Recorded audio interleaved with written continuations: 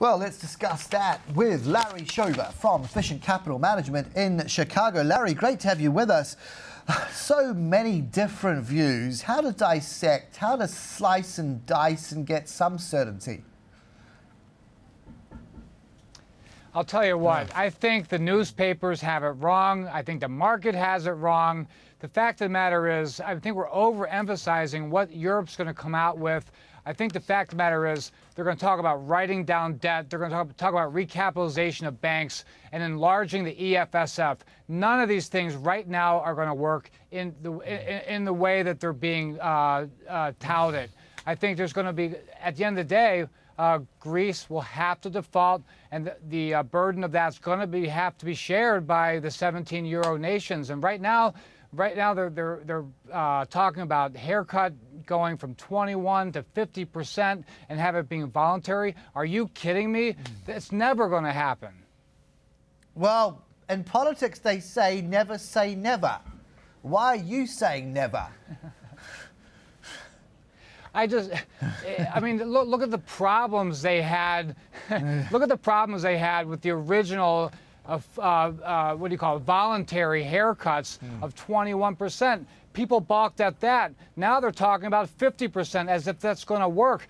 Look at the contagion risk. It's not going to be contained just to Greece. Now we're going to have to start worrying about Portugal, Spain, and Italy. Yeah. Is that going to be a bigger problem? Of course it will be. Larry, an interesting call from Nomura, actually, saying sell Australian banks ahead of this EU summit uncertainty. What are you hearing might be vulnerable from where you're sitting as far as more downside pressure coming to bear when we talk assets, particular sectors at risk? Yeah, absolutely. Right now, I would have absolutely zero exposure to European banks. None whatsoever. I don't care how cheap they seem. I think the risk and the unknowns are just too large. And if an Australian or United States bank seems to have that same risk, I would get out altogether and just wait to see what happens. If you need to be in a sector right now, I would be a big proponent of the energy sector, but I would definitely get out of the banking sector, especially in Europe, until the dust settles. So you'd still make a play on energy even though global growth looks wobbly, because if Europe doesn't get it solved, that whole region, I mean, where's its future?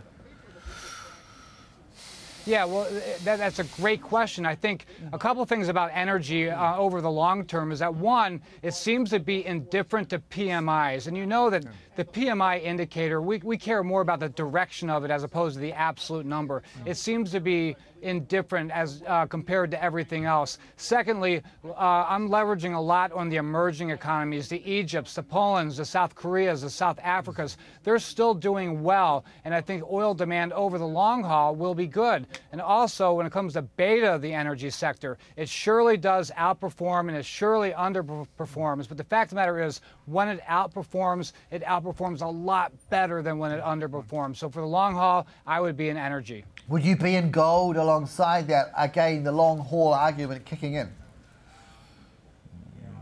Well, Carson, if you talk about the long haul, yes, I would be in gold. But right now, gold's being treated like a currency, and it's trading like a currency. It's not a safe haven.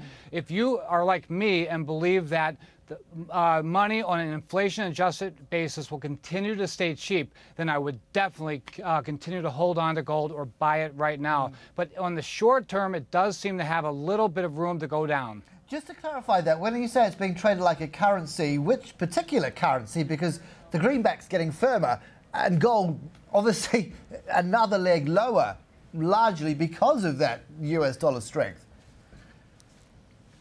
Yeah, I think that's kind of funny because right now the U.S. dollar isn't in sync to what gold should be. But the fact of the matter is we're in a hate race right now with the U.S. dollar versus the euro. People are wondering, why is the euro rallying? Why is the dollar going down? Why is gold going down? It's crazy. But the fact of the matter is it's acting more as a global currency than it is the U.S. dollar. Because the U.S. dollar, you need to take it away and realize we're in a hate race between what's worse, the U.S. dollar or the euro? Yeah, okay, fair enough. Where is your safe investment harbor then? Where do you park, or do you just park in cash? Where is my safe haven right now? My safe haven always is in the commodity sector, especially when you can get alpha. When you can allocate resources to a manager who understands how to create alpha out of copper, out of gold, out of wheat, out of any kind of foreign currency, that's where your money should be, because over the long haul, that's always proven to lower your volatility and enhance returns. I mean, it definitely goes through periods where it does underperform, but over the long haul, if you can get into a commodity trading advisor account, much easier to do in Australia than the U.S., that is a great long-term play. Well, if you can get alpha out of copper in a crowded trade, well, credit to you. But there you have it. Larry has one call on it. Thank you so much. Compelling. Larry Schober from Efficient Capital Management at CME in Chicago.